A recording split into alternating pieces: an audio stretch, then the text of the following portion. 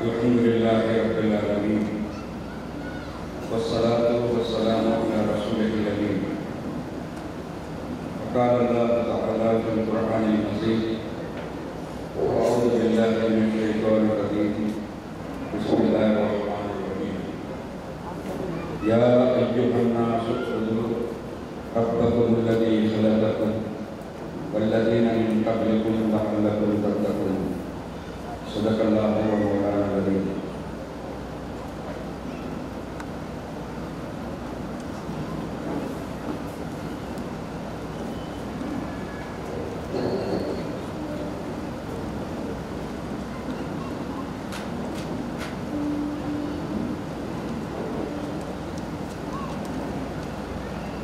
ಜಮಾತೆ ಇಸ್ಲಾಮಿ ಹಿಂದ್ ಸಿಂಧನೂರು ಶಾಖೆಯಿಂದ ಆಯೋಜಿಸಿದಂತಹ ಈ ತಾಲೂಕಾ ಮಟ್ಟದ ಸಮಾವೇಶದಲ್ಲಿ ವೇದಿಕೆಯ ಮೇಲೆ ಆಸೀನರಾಗಿರುವಂತಹ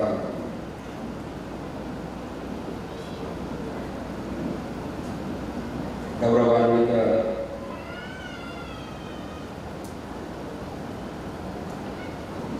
मौलाना मोहम्मद अतहरुल्लाह शरीफ साहेबरे,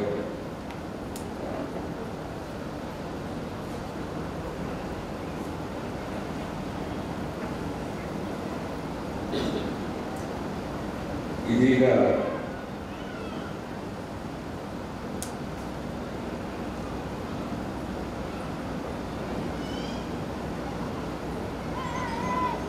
ಮಾತನಾಡಿದಂತಹ ಮೌಲಾನ ಮುಜಫರ್ ಹುಸೇನ್ ಸಾಹೇಬರು ಹಾಗೂ ಮೌಲಾನಾ ಆಮಿರ್ ಹುಸೇನ್ ಉಮ್ರಿ ಅವರೇ, ಸ್ಥಳೀಯ ಅಧ್ಯಕ್ಷರಾದಂತಹ ಜನಾಬ್ ಮೊಹಮ್ಮದ್ ಹುಸೇನ್ ಸಾಹೇಬರು,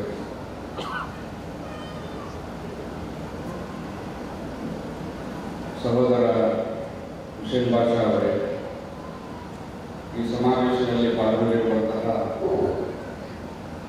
ಆದರಣೀಯ ಸಮುದಾಯದ ಹಿರಿಯರೇ, ಗಣ್ಯರೇ, ಸಹೋದರರೇ, ತಾಯಂದಿರೇ, ಸಹೋದರಿಯರೇ,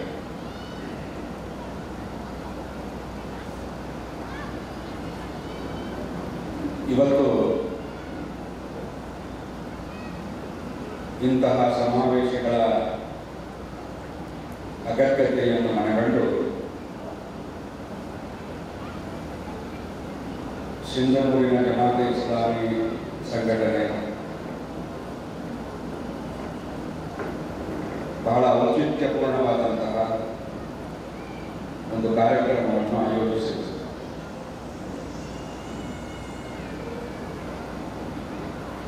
ಸಮುದಾಯದ ಜಾಗೃತಿ ಮತ್ತು ಅವರಲ್ಲಿ ಇಸ್ಲಾಮಿ ಪ್ರಜ್ಞೆಯನ್ನು ತುಂಬುವಂತಹ ಕೆಲಸ ಅದು ಬಹಳ ಅಗತ್ಯವಾದ ಕೆಲಸ. ಅದಕ್ಕಾಗಿ ಸಾಕಷ್ಟು ಕಾರ್ಯಕ್ರಮಗಳಲ್ಲಿ ತಾವೆಲ್ಲ ಭಾಗವಹಿಸಿದ್ದೀವಿ.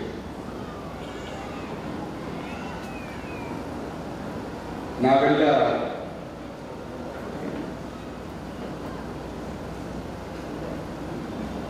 ಒಂದು ಕಲಿಮಾದ ಆಧಾರದಲ್ಲಿ ಒಂದು ಪ್ರಬುದ್ಧ ಸಮುದಾಯದ ಒಂದು ಭಾಗವಾಗಿ ಬದುಕಲಿಕ್ಕೆ ನಮಗೆ ಸಾಧ್ಯವಾಗಿದೆ.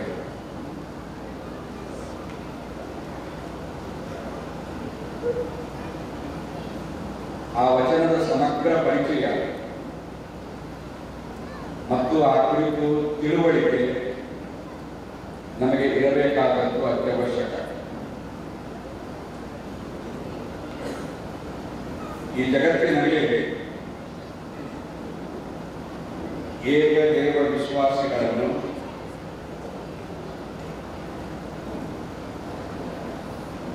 ಈ ಜಗತ್ತು ಎಂದೂ ಅವರನ್ನು ಸಹಿಸಿಲ್ಲ.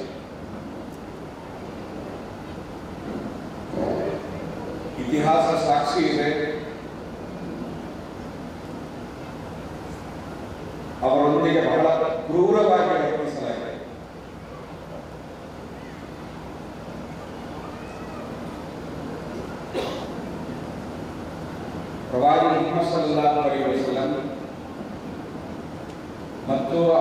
ಜೊತೆ ಇದ್ದಂತಹ ಅವರ ಆಪ್ತ ಸ್ನೇಹಿತ ಅಬೂಬಕರ್ ರಲಿಯಲ್ಲಾಹು ಅನ್ಹು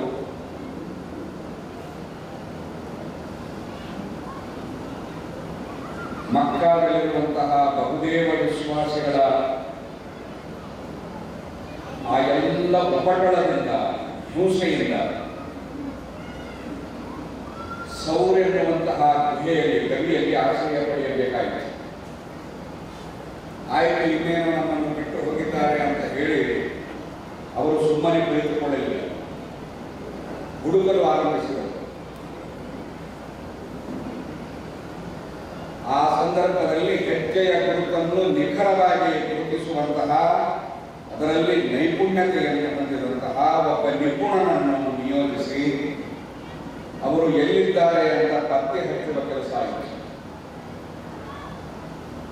ಕಾರಣ ಏನು? ಲಾ ಇಲಾಹ ಇಲ್ಲಲ್ಲಾಹು ಎನ್ನುವಂತಹ ವಾಕ್ಯ ಈ ನೆಲದಿಂದ ಅಳಿದು ಹೋಗಬೇಕು ಮತ್ತು ಯಾರು ಇದನ್ನು ಪ್ರತಿಪಾದಿಸುತ್ತಿದ್ದಾರೆ ಅವರು ಕೂಡ ಜೀವಂತ ಇರಬಾರದು. ಇದು ಉದ್ದೇಶವಾಗಿದೆ.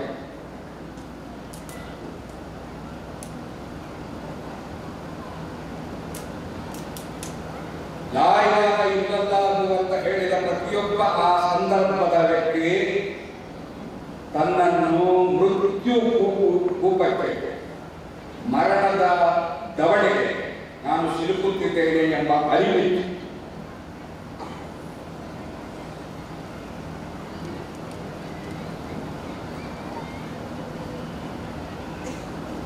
ಬದರ್ ಎನ್ನುವಂತಹ ಸ್ಥಳದಲ್ಲಿ ಯುದ್ಧ ಯಾಕೆ ಆಯಿತು? ಒಂದು ಸಣ್ಣ ಗುಂಪು, ನೂರಾರು ಸಂಖ್ಯೆಯಲ್ಲಿದ್ದ ಗುಂಪು ಲಾ ಇಲಾಹ ಇಲ್ಲಲ್ಲಾಹು ಇದರ ಅಸ್ತಿತ್ವಕ್ಕಾಗಿ, ಇದರ ಉಳಿವಿಗಾಗಿ, ಇದರ ಸಂಸ್ಥಾಪನೆಗಾಗಿ ಕೊಂಕ ಕಟ್ಟಿ ನಿಂತಿದ್ದರೆ ಅದರ ವಿರುದ್ಧ ಸಹಸ್ರ ಸಂಖ್ಯೆಯಲ್ಲಿ ಶಸ್ತ್ರ ಸಜ್ಜಿತರಾಗಿ ಅದನ್ನು ಅಳಿಸಬೇಕು ಎನ್ನುವಂತಹ ಮತ್ತೊಂದು ಕಡೆ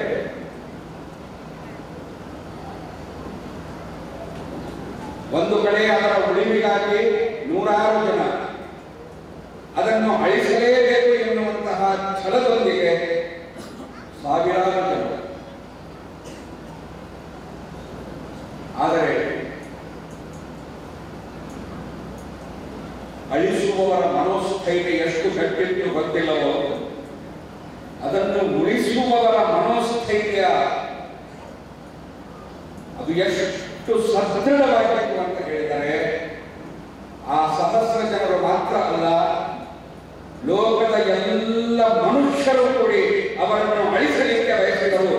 ಅಳಿಸಲಿಕ್ಕೆ ಸಾಧ್ಯವಿಲ್ಲದಂತಹ ಮನೋಸ್ಥೈರ್ಯ, ದೃಢಚಿತ್ತತೆಯವರಿತ್ತು. ಇಷ್ಟು ಮಾತ್ರ ಅಲ್ಲ, ಏನೆಲ್ಲ ಆ ಸಂದರ್ಭದಲ್ಲಿ ಪ್ರವಾದಿ ಮುಹಮ್ಮದ್ ಸಲ್ಲಲ್ಲಾಹು ಅಲೈಹಿ ವಸಲ್ಲಮರ ಆ 13 ವರ್ಷ ಜೀವನದ, ಮಕ್ಕಾ ಜೀವನದ ಎಲ್ಲ ವೃತ್ತಾಂತ ನಮ್ಮ ಬಳಿ ಇದೆ. ಹೇಗೆ ಅವರನ್ನು ಪೀಡಿಸಲಾಯಿತು. ಪ್ರವಾದಿ ಮುಹಮ್ಮದ್ ಸಲ್ಲಲ್ಲಾಹು ಅಲೈಹಿ ವಸಲ್ಲಂ ಅವರಿಗಿಂತ ಮುಂಚೆ ಬಂದ ಎಲ್ಲ ಪ್ರವಾದಿಗಳಿಗೆ ಕೊಟ್ಟಂತಹ ಬಹುದೊಡ್ಡ ಈ ಜಗತ್ತಿನ ಜ್ಞಾನ ಅದು ಲಾ ಇಲಾಹ ಇಲ್ಲಲ್ಲಾಹ್ ಆಗಿದೆ.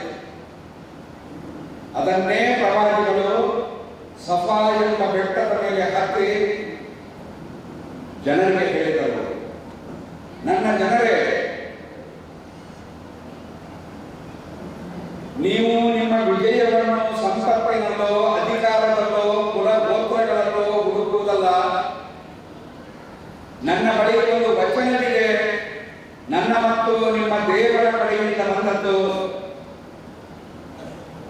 ನಾನು ನಿಮ್ಮ ಒಳಿತಿಗಾಗಿ, ನಿಮ್ಮ ಹಿತೈಷಿಯಾಗಿ, ನಿಮ್ಮ ಹಿತಚಿಂತಕನಾಗಿ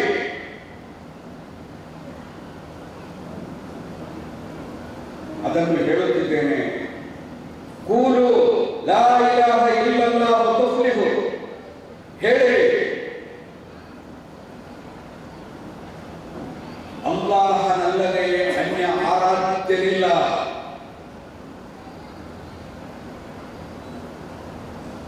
ನೀವು ಇದನ್ನು ಹೇಳಿದರೆ ಈ ಕ್ಷಣದಲ್ಲಿ ನೀವು ವಿಜಯಿಗಳಾಗುತ್ತೀರಿ ಅಂತ ಹೇಳಿದರು ಪ್ರವಾದಿಗಳು.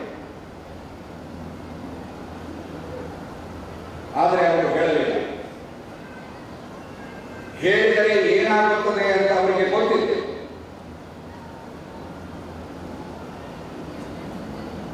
ನಮಗೆ ಗೊತ್ತಿಲ್ಲ, ನಾವು ಓದಿದ್ದೇವೆ, ಹೇಳಿದ್ದೇವೆ, ಆ ಅರ್ಥದಲ್ಲಿ ಮುಸಲ್ಮಾನರಾಗಿ ನಾವು ಬದುಕುತ್ತಿದ್ದೇವೆ, ಇದು ಬೇರೆ ವಿಷಯ.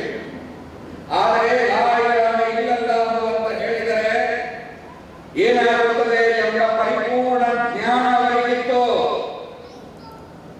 ಅದಕ್ಕೆ ಅವರು ಹೇಳಿದ್ದು, ಇದನ್ನು ಹೇಳಲಿಕ್ಕೆ ನೀವು ನಮ್ಮನ್ನು ಇಲ್ಲಿ ಕರೆಸಿದ್ದು, ನಾವು ಇದನ್ನು ಖಂಡಿತ ಹೇಳುವುದಿಲ್ಲ.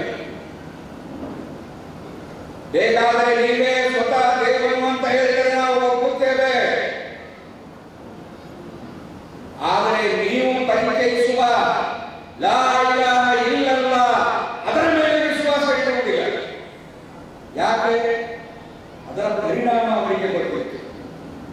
ಅದಕ್ಕಾಗಿ ಲಾ ಇಲಾಹ ಇಲ್ಲಲ್ಲಾಹ್ ಅರಿತು ಓದುವುದು, ಅರಿಯದೇ ಅದನ್ನು ಓದುವುದು ಎಷ್ಟು ದೊಡ್ಡ ಅಂತರ ಅಂತ ಹೇಳಿದರೆ, ಭೂಮಿ ಮತ್ತು ಆಕಾಶಕ್ಕೆ ಎಷ್ಟು ಅಂತರವಿದೆಯೋ ಅದಕ್ಕಿಂತ ಹೆಚ್ಚಿನ ಅಂತರ.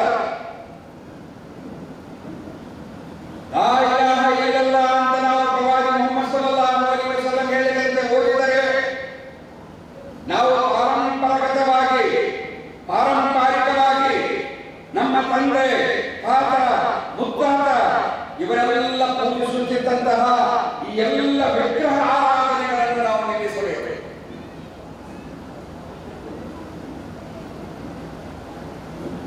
ನಾವು ಕುಲದಲ್ಲಿ, ಗೋತ್ರದಲ್ಲಿ, ಮನೆತನದಲ್ಲಿ ಶ್ರೇಷ್ಠರು ಅಂತ ಹೇಳಿ ನಮ್ಮ ಸೇವೆ ಮಾಡಿಕೊಳ್ಳಲಿಕ್ಕೆ, ನಮ್ಮ ಗುಲಾಮಗಿರಿ ಮಾಡಿಸಿಕೊಳ್ಳಲಿಕ್ಕೆ ನಾವು ಮನುಷ್ಯರನ್ನು ಖರೀದಿಸಿ ನಮ್ಮ ಗುಲಾಮರನ್ನಾಗಿ ಮಾಡಿಟ್ಟಿದ್ದೇವೆ. ಆ ಗುಲಾಮರಿಗೆ ಹೆಗಲು ಹಚ್ಚಿ ನಾವು ನಿಲ್ಲಬೇಕು.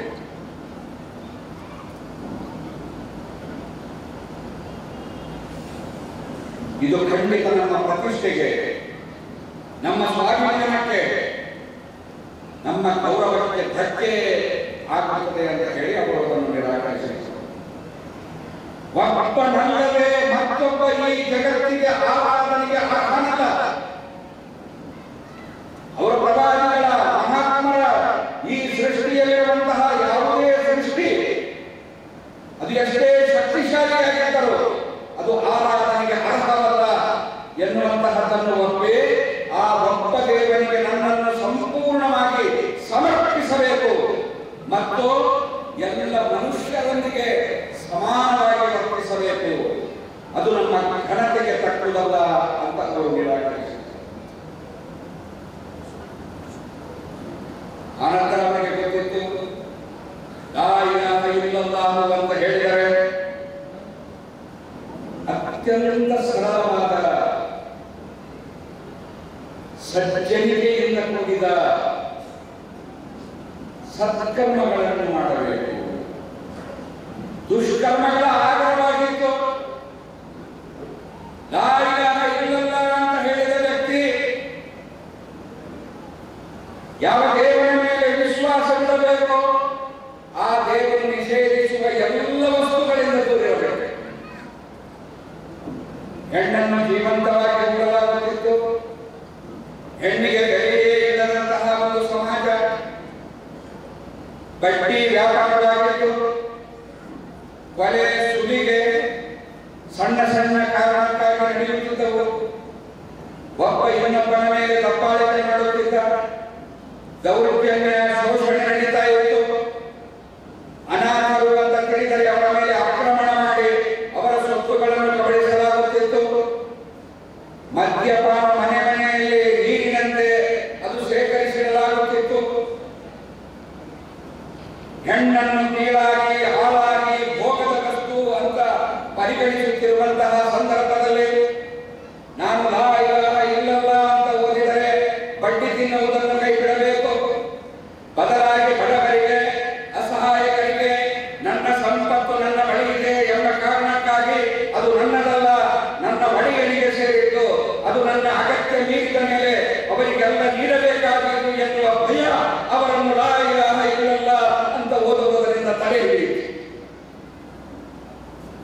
ವ್ಯಸನಿಗಳಾಗಿದ್ದರು. ಲಾ ಇಲಾಹ ಇಲ್ಲಲ್ಲಾಹು ಅಂತ ಹೇಳಿದ ಮೇಲೆ ಮದ್ಯದ ಹತ್ತಿರ ಅದರ ಒಂದು ಹನಿ ಕೂಡ ಅದನ್ನು ನಾನು ಸೇವಿಸುವಂತಿಲ್ಲ. ಕುಲ ಗೋತ್ರ ಮನೆತನಗಳ ಅಹಂಕಾರ ಇತ್ತು.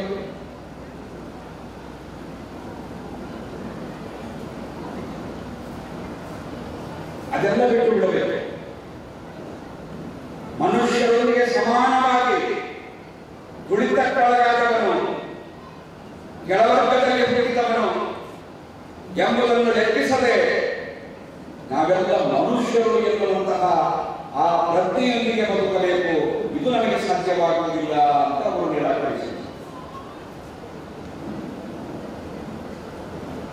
ಇನ್ನು ಕೆಲವರು ಅದನ್ನು ಮನಸಾರೆ ಒಪ್ಪಿಕೊಂಡರು. ಲಾ ಇಲಾಹ ಇಲ್ಲಲ್ಲಾಹ್ ಯಾರೋ ಮನಸಾರೆ ಒಪ್ಪಿಕೊಂಡರೋ ಅವರು ಮದ್ಯಪಾನ ಕುಡಿಯುತ್ತಿದ್ದಾಗ ಮದ್ಯ ಗಂಟಲಿನ ತನಕ ಇಳಿಯುತ್ತದೆ. ಲಾ ಇಲಾಹ ಇಲ್ಲಲ್ಲಾಹ್ ಈ ಕಲಿಮಾದ ತಾತ್ಪರ್ಯ ಅರ್ಥವಾದಾಗ ಆ ಗಂಟಲಿನಿಂದ ಮದ್ಯ ಕೆಳಗೆ ಇಳಿಯುವುದಿಲ್ಲ, ಹೊರಗೆ ಚೆಲ್ಲಲಾಗ್ತದೆ. ಬಡ್ಡಿ, ಅನ್ಯಾಯ, ಅಕ್ರಮ, ಆನಂತರ ಎಲ್ಲ ರೀತಿಯ ಆ ಸಂದರ್ಭದಲ್ಲಿದ್ದಂತಹ ಕೆಡುಕುಗಳನ್ನು ಬಿಟ್ಟು ಲಾ ಇಲಾಹ ಇಲ್ಲಲ್ಲಾಹ್ ಎಂಬ ವಚನಕ್ಕೆ ಬದ್ಧರಾಗಿ ಅವರು ಬದುಕಬೇಕಾಗಿದೆ.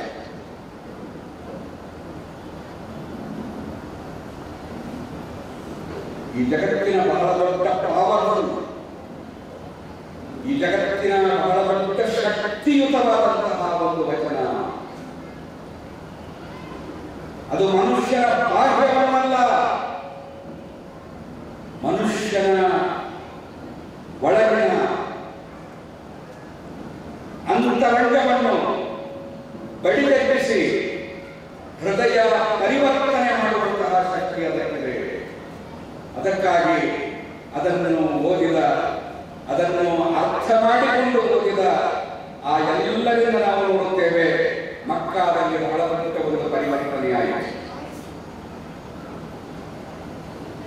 ಕೇವಲ 100 ಜನ, ನೂರಾರು ಸಂಖ್ಯೆಯಲ್ಲಿದ್ದ ಜನ ಲಾ ಇಲಾಹ ಇಲ್ಲಲ್ಲಾಹು ಎಂಬ ಕಲಿಮಾದಲ್ಲಿ ಬೆಸೆಯಲ್ಪಟ್ಟ ಆ ನೂರಾರು ಸಂಖ್ಯೆಯ ಜನರಿಗೆ ಲೋಕ ಹೆದರಿ ತತ್ತರಿಸಿ ನಡುಗಿ ಹೋಯಿತು.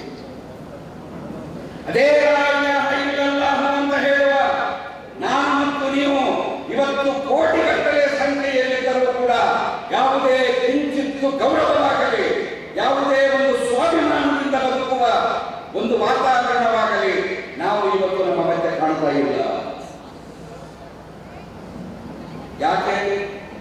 ಆ ವಚನವನ್ನು ಕೇವಲ ನಾವು ಬಾಯಿ ಮಾತಿನಿಂದ ಓದಿರೋದು. ಆ ವಚನದ ಅರ್ಥವಾಗಲಿ, ಅದರ ಸಮಗ್ರತೆಯಾಗಲಿ, ಅದರ ವ್ಯಾಖ್ಯಾನವಾಗಲಿ, ಅದು ನಮ್ಮಿಂದ ಬಯಸುವಂತಹ ಬೇಡಿಕೆಯಾಗಲಿ, ಇದಾವುದನ್ನು ಲೆಕ್ಕಿಸದೆ ಕೇವಲ ಬಾಯಿ ಮಾತಿನಿಂದ ಇತರ ಧರ್ಮದಲ್ಲಿ ಅವರ ಧರ್ಮ ಗ್ರಂಥಗಳಲ್ಲಿರುವಂತಹ ಶ್ಲೋಕಗಳನ್ನು ಮಂತ್ರಗಳು ಎಂಬ ಅರ್ಥದಲ್ಲಿ ಓದುವಂತೆ ನಾವು ಮಂತ್ರದ ಆಧಾರದಲ್ಲಿ, ಮಂತ್ರ ಎಂಬ ಕಲ್ಪನೆಯೊಂದಿಗೆ ಅದನ್ನು ನಾವು ಓದಿದ್ದೇವೆ. ಮಂತ್ರಕ್ಕೆ ಮಾವಿನಕಾಯಿ ಓದಲಿಕ್ಕೆ ಸಾಧ್ಯ ಇಲ್ಲ. ಅದು ಮಂತ್ರ ಅಲ್ಲವೋ, ಅದು ಒಬ್ಬ ಮುಸಲ್ಮಾನನ ಮೂಲ ಮಂತ್ರ. ನಾವು ಅದಕ್ಕೆ ಕೊಡಬೇಕಾದ ಸ್ಥಾನ, ನಮ್ಮ ಬದುಕನ್ನು ಅಧ್ಯಯನ ಮಾಡಿ ನೋಡಿ ನೀವು ಅದನ್ನು ನಾವು ಯಾವ ಸ್ಥಾನದಲ್ಲಿ ಇಟ್ಟಿದ್ದೇವೆ. ಲಾ ಇಲಾಹ ಇಲ್ಲಲ್ಲಾಹು ಅಂತ ಓದಿದ ಮೇಲೂ ನಾವು ಶಿರ್ಕ್ ಮಾಡುತ್ತಿದ್ದೇವೆ. ಶಿರ್ಕಿನಲ್ಲಿ ಈ ಸಮುದಾಯ ಮುಳುಗಿದೆ. ಉಮ್ರಾ ಮತ್ತು ಹಜ್ಜಿಗೆ ಹೋಗುವಂತಹ ಸಂದರ್ಭ ಯಾವುದು? ಯಾವ ಲಾ ಇಲಾಹ ಇಲ್ಲಲ್ಲಾಹು ಸಾಕ್ಷಾತ್ಕಾರವಾಗಿ ಪ್ರಾಯೋಗಿಕವಾಗಿ ಕಣ್ಮನ ತಣಿಯುವಷ್ಟು ನೋಡಲಿಕ್ಕೆ ಸುಂದರವಾಗಿರುವಂತಹ ಒಂದು ಪ್ರಾಶಸ್ತ್ಯವಾದಂತಹ ಪವಿತ್ರ ಸ್ಥಳದಲ್ಲಿ ನಿಂತು ಆಗಲೂ ನಾವು ಲಾ ಇಲಾಹ ಇಲ್ಲಲ್ಲಾಹ್ ಅದನ್ನು ಸರಿಯಾಗಿ ಅರ್ಥ ಮಾಡಿಕೊಳ್ಳದೆ ಉಮ್ರಾಕ್ಕೆ ಹೋಗಿ ಬಂದ ಮೇಲೆ, ಹಜ್ಜಿಗೆ ಹೋಗಿ ಬಂದ ಮೇಲೂ ಕೂಡ ಶಿರ್ಕ್ ಮಾಡುವಂತಹ ಕೆಲಸದಲ್ಲಿ ಸಮುದಾಯದ ಬಹುತೇಕ ಜನ ತೊಡಗಿದ್ದಾರೆ ಅಂತ ಹೇಳಿದರೆ ನಾವು ಲಾ ಇಲಾಹ ಇಲ್ಲಲ್ಲಾಹ್ ಕೇವಲ ಘೋಷಣೆ, ಬಾಯಿ ಮಾತಿನಿಂದ ಮಾತ್ರ ಉಚ್ಚರಿಸುವವರಾಗಿದ್ದೇವೆ. ಅದರ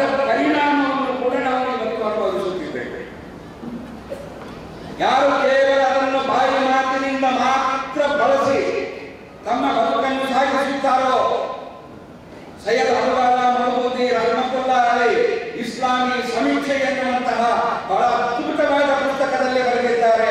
ಕೇವಲ ಬಾಯಿ ಮಾತಿನಿಂದ ಮಾತ್ರ ಲಾ ಇಲಾಹ ಓದಿ ನನ್ನ ಎಲ್ಲ ಸಮಸ್ಯೆಗಳು ಪರಿಹಾರವಾಗುತ್ತವೆ ಎಂಬ ಭ್ರಮೆಯಲ್ಲಿ ಬದುಕುವ ಮುಸಲ್ಮಾನನು ಎರಡು ರೀತಿಯ ಹೇಡಿಯಾಗಿ ಆತನು ಬದುಕುತ್ತಿದ್ದಾನೆ. ಕೇವಲ ಬಾಯಿ ಮಾತಿನಿಂದ ನಾನು ಮತ್ತು ನೀವೆಲ್ಲ ಓದಿದ್ದು ಅದರ ಅರ್ಥ ನಮಗೆ ಗೊತ್ತಿಲ್ಲ. ಗೊತ್ತಿದ್ದರೂ ಅದನ್ನು ಗ್ರಹಿಸುವಂತಹ ಶಕ್ತಿಯಾಗಲಿ ನಮ್ಮಲ್ಲಿ ಇವತ್ತು ಭಾಗ್ಯವಿಲ್ಲ. ಯಾಕೆ ಅಂತ ಹೇಳಿದರೆ ನಾವು ಈ ಜಗತ್ತಿನ ವಸ್ತುಗಳನ್ನು ಪ್ರೀತಿಸುತ್ತಿದ್ದೇವೆ. ಭೌತಿಕತೆ ನಮ್ಮ ಮೇಲೆ ಸವಾರಿಯಾಗಿದೆ. ಆ ಭೌತಿಕ ಜಗತ್ತಿನಡೆಗೆ ನಾವು ಹೋಗ್ತಾ ಇದ್ದೇವೆ. ಆ ಭೌತಿಕ ವಸ್ತುಗಳು ನಮ್ಮನ್ನು ತನ್ನ ಮೋಹಪಾಶದಲ್ಲಿಟ್ಟು ನಾವೆಲ್ಲ ಅದಕ್ಕೆ ಬಲಿಯಾಗಿದ್ದೇವೆ. ಆದ್ದರಿಂದ ನಮ್ಮಲ್ಲಿ ಯಾವುದೇ ಕ್ರಾಂತಿ ಬದಲಾವಣೆ ಸಮುದಾಯದಲ್ಲಿ ನಮಗೆ ನೋಡಲಿಕ್ಕೆ ಸಿಗುತ್ತಿಲ್ಲ.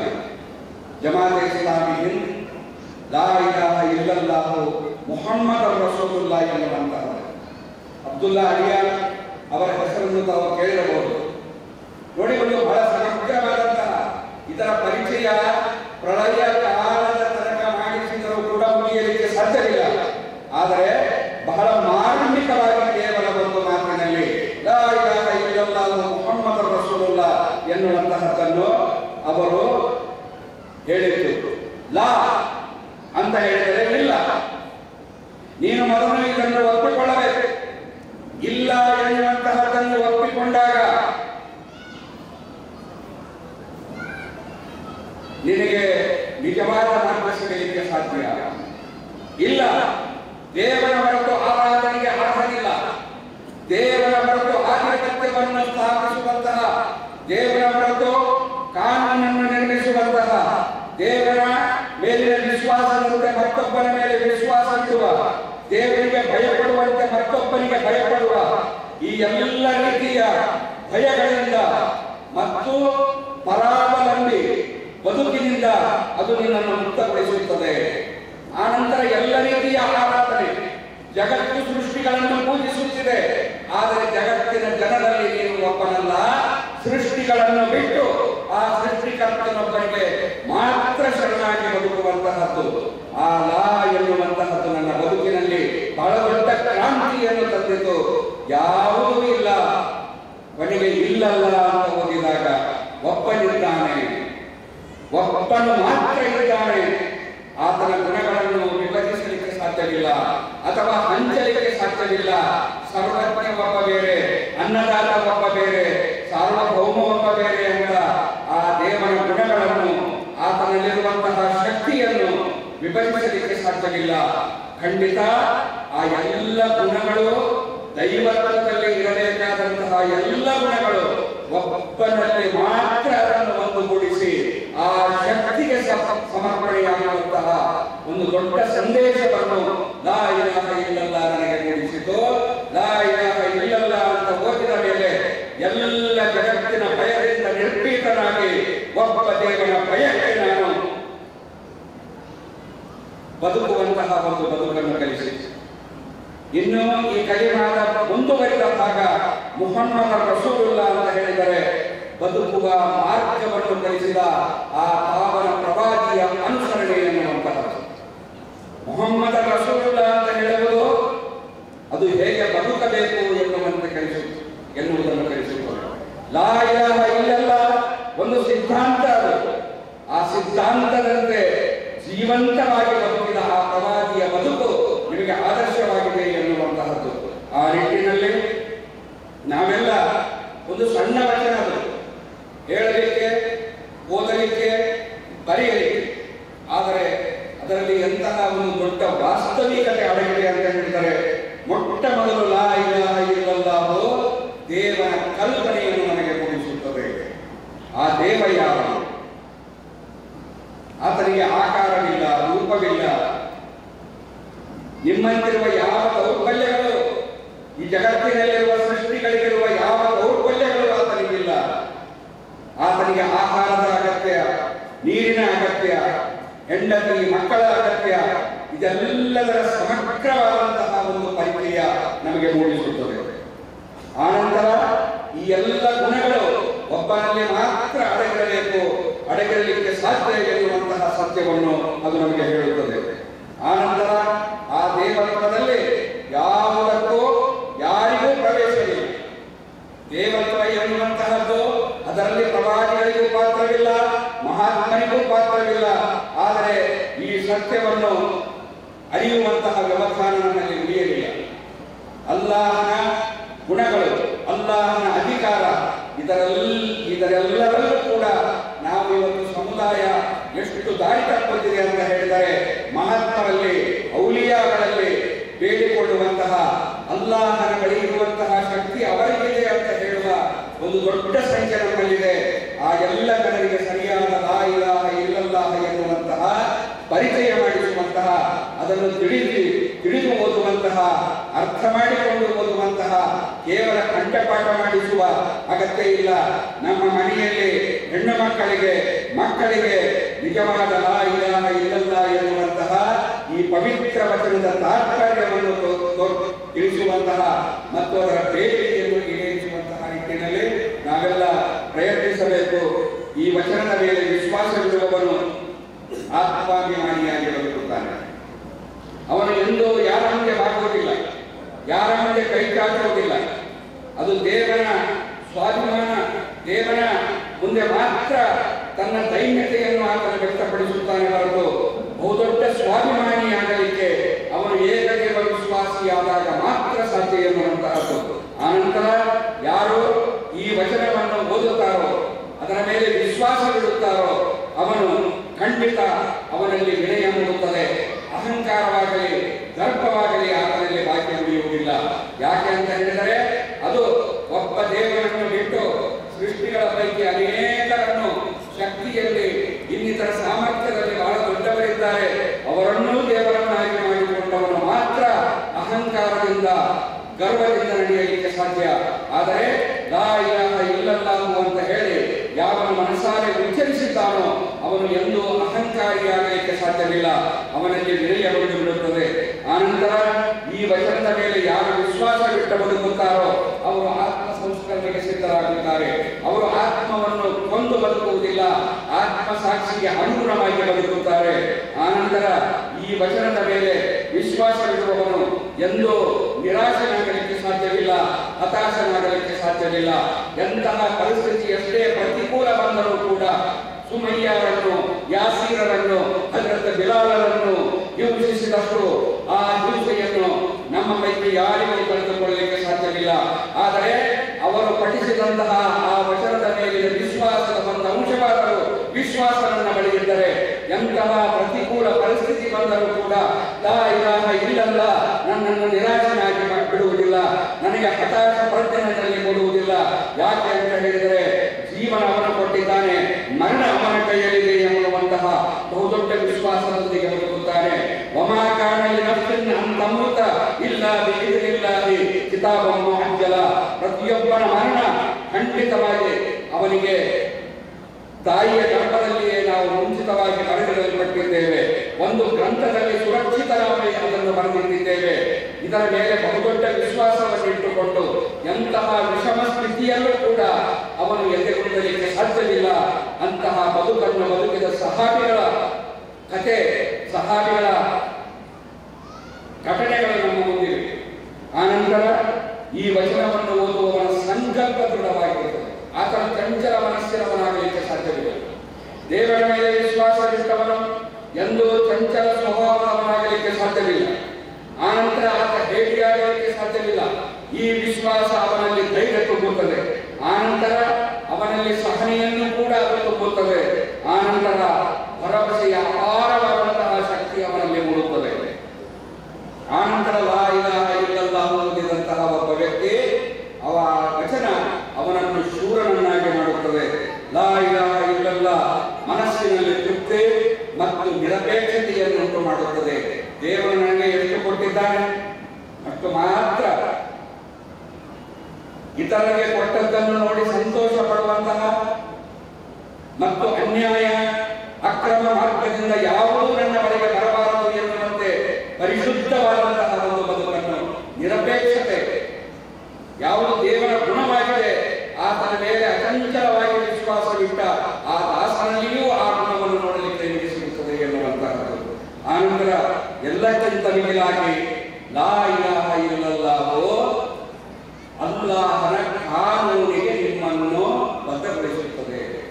ಆತನ ಪ್ರತಿಯೊಂದು ಸಂದರ್ಭದಲ್ಲಿ ದೇವನ ಕಾನೂನೇನಿದೆ, ನನ್ನ ಸೃಷ್ಟಿಕರ್ತನ ಕಾನೂನೇನಿದೆ ಅದನ್ನು ಮಾತ್ರ ನಾನು ನೋಡುವುದು. ಇಲ್ಲಿನ ವ್ಯವಸ್ಥೆ ಮದ್ಯಪಾನ ಹಲಾಲು ಮಾಡಿದರೆ ನನ್ನ ದೇವ ಅದನ್ನು ಹರಾಮ್ ಮಾಡಿದ್ದಾನೆ, ನಾನು ಅದು ಹಲಾಲಾಗಿದ್ದರೂ ಕೂಡ ಇಲ್ಲಿನ ಸರ್ಕಾರ ವ್ಯವಸ್ಥೆ ಅದನ್ನು ಹಲಾಲುಗೊಳಿಸಿದ್ದರೂ ಕೂಡ ಅದು ನನ್ನ ಪಾಲಿಗೆ ಹರಾಮ್ ಅಂತ ಭಾವಿಸುತ್ತಾನೆ. ಯಾಕೆ ಅಂತ ಹೇಳಿದರೆ ಅವರ ಪಾಲಿಗೆ ಅಂತಿಮ ಕಾನೂನು ದೇವನ ಕಾನೂನಾಗಿದೆ. ಆ ಕಾನೂನಿಗೆ ಬದ್ಧನಾಗಿ ಬದುಕುವಂತಹ, ಆನಂತರ ಆ ಕಲಿಮಾದ ಮೇಲೆ ವಿಶ್ವಾಸವಿಟ್ಟವನು ಮನುಷ್ಯರನ್ನು ಜಾತಿ, ಕುಲ, ಪಂಗಡ, ಕುಲ ಗೋತ್ರಗಳ ಆಧಾರದಲ್ಲಿ ಖಂಡಿತ ನೋಡುವುದಿಲ್ಲ. ಅವರ ಸಂಕುಚಿತ ದೃಷ್ಟಿಕೋನ ಹೋಗುತ್ತದೆ, ವಿಶಾಲವಾದ ದೃಷ್ಟಿಕೋನ ಅವನಲ್ಲಿ ಬರುತ್ತದೆ. ಯಾಕೆ ಅಂತ ಹೇಳಿದರೆ ಯಾರು ಎಲ್ಲಿಯೇ ಹುಟ್ಟಿರಲಿ, ಹೇಗೇ ಇರಲಿ, ನಾನು ಯಾವ ದೇವನ ಮೇಲೆ ವಿಶ್ವಾಸವಿಟ್ಟಿದ್ದೇನೋ ಆ ದೇವನ ಸೃಷ್ಟಿಗಳು ಇವರೆಲ್ಲ, ಆದ್ದರಿಂದ ಇವರೊಂದಿಗೆ ನಾನು ಸಮಾನವಾಗಿ ವರ್ತಿಸಬೇಕು ಎನ್ನುವಂತಹ ಆ ಸೌಜನ್ಯತೆ ಅವನಲ್ಲಿ ಬರುತ್ತದೆ. ಒಬ್ಬ ಲಾ ಇಲಾಹ ಇಲ್ಲಲ್ಲಾಹು ಮನಸಾರೆ ಓದಿದವನು ಎಂದೂ ಸಮುದಾಯದಲ್ಲಿ ಜಾತಿ, ಪಂಗಡ, ಕುಲ, ಗೋತ್ರಗಳಿಗೆ ಶ್ರೇಷ್ಠತೆಯನ್ನು ನೀಡುವುದಿಲ್ಲ. ಎಲ್ಲರನ್ನು ಸಮಾನವಾಗಿ ಸ್ವೀಕರಿಸುವಂತಹ ಹೃದಯವಂತಿಕೆ ಅವರಲ್ಲಿ ಬಂದು ಬಿಡುತ್ತದೆ. ಇದಕ್ಕಿಂತ ಇನ್ನೂ ಸಮಗ್ರವಾಗಿ ಹೇಳಲಿಕ್ಕೆ ಇಸ್ಲಾಮಿ ಸಾಹಿತ್ಯಗಳಲ್ಲಿ ಸಾಧ್ಯ. ಅದನ್ನು ಅಧ್ಯಯನ ಮಾಡಬೇಕು ಅಂತ ನಾನು ತಮಗೆ ವಿನಂತಿಸಿಕೊಳ್ಳುತ್ತೇನೆ. ಸುಮಾರು ವರ್ಷಗಳ ಹಿಂದೆ ಖುತ್ಬಾತ್ ಎಂಬ ಪುಸ್ತಕದಲ್ಲಿ ಮೌಲಾನಾ ಮೌದೂದಿಯವರು ಲಾ ಇಲಾಹ ಇಲ್ಲಲ್ಲಾಹು ಎನ್ನುವ ಈ ವಾಕ್ಯಕ್ಕೆ ಕೊಟ್ಟಂತಹ ವ್ಯಾಖ್ಯಾನ, ಅರ್ಥ, ವಿವರಣೆ ಅದನ್ನು ಓದಿದಾಗ ರೋಮಾಂಚನವಾಗ್ತದೆ. ಎಷ್ಟು ದೊಡ್ಡ ಆನಂದ, ಮನಸ್ಸಿಗೆ ತೃಪ್ತಿ, ಧೈರ್ಯ, ಭರವಸೆ ಮೂಡುತ್ತದೆ ಅಂತ ಹೇಳಿದರೆ ಇಂತಹ ವಾತಾವರಣದಲ್ಲೂ ಕೂಡ ಕೆಚ್ಚೆದೆಯ ವೀರನಾಗಿ ಬದುಕುವಂತಹ ಒಂದು ಶಕ್ತಿಯನ್ನು ನಮಗೆ ತೆಗೆದುಕೊಡುತ್ತದೆ. ಅಂತಹ ಬಲಾಢ್ಯವಾದಂತಹ ಒಂದು ಶಕ್ತಿಯನ್ನು, ಸ್ಫೂರ್ತಿಯನ್ನು ಇಟ್ಟುಕೊಂಡಿರುವಂತಹ ಈ ವಚನವನ್ನು ನಾವು ಕೇವಲ ಬಾಯಿ ಮಾತಿನಿಂದ ಓದಿ ಇವತ್ತು ನಮಗೆ ಸಿಗಬೇಕಾದಂತಹ ಗೌರವವನ್ನು ನಾವು ಕಳೆದುಕೊಂಡಿದ್ದೇವೆ, ಆತ್ಮಾಭಿಮಾನವನ್ನು ಕಳೆದುಕೊಂಡಿದ್ದೇವೆ, ಸ್ವಾಭಿಮಾನವನ್ನು ಕಳೆದುಕೊಂಡಿದ್ದೇವೆ. ಎಲ್ಲರ ಮುಂದೆ ತಲೆಬಾಗುವ, ಎಲ್ಲರನ್ನೂ ಪೂಜಿಸುವ, ಎಲ್ಲರ ಮುಂದೆ ಕೈ ಚಾಚುವ ಅತ್ಯಂತ ದೈನ್ಯಾವಸ್ಥೆಗೆ ನಾವು ಇವತ್ತು ಬಂದು ತಲುಪಿದ್ದೇವೆ ಅಂತ ಹೇಳಿದರೆ, ನಾವು ಒಂದು ಸಮುದಾಯವಾಗಿದ್ದಾಗಲೂ ಕೂಡ ಪಕ್ಷ ಪಂಗಡಗಳಲ್ಲಿ, ಕುಲ ಗೋತ್ರಗಳಲ್ಲಿ ಹರಿದು ನಾವು ನಮ್ಮ ಕುಲವೇ, ನಮ್ಮ ಪಂಗಡವೇ ಶ್ರೇಷ್ಠ ಎನ್ನುವಂತಹ ಸಂಕುಚಿತತೆಗೆ ನಾವು ಬಂದಿದ್ದೇವೆ ಅಂತ ಹೇಳಿದರೆ ನಾವು ನಿಜವಾಗಿ ಲಾ ಇಲಾಹ ಇಲ್ಲಲ್ಲಾಹು ಮನಸ್ಸಿನಿಂದ ಓದಿಲ್ಲ, ಕೇವಲ ಬಾಯಿ ಮಾತಿನಿಂದ ಓದಿದ್ದಕ್ಕಾಗಿ ಈ ಎಲ್ಲ ಸಮಸ್ಯೆಗಳಲ್ಲಿ ಸುಳಿಯಲ್ಲಿ ಸಿಲುಕಿಕೊಂಡಿದ್ದೇವೆ.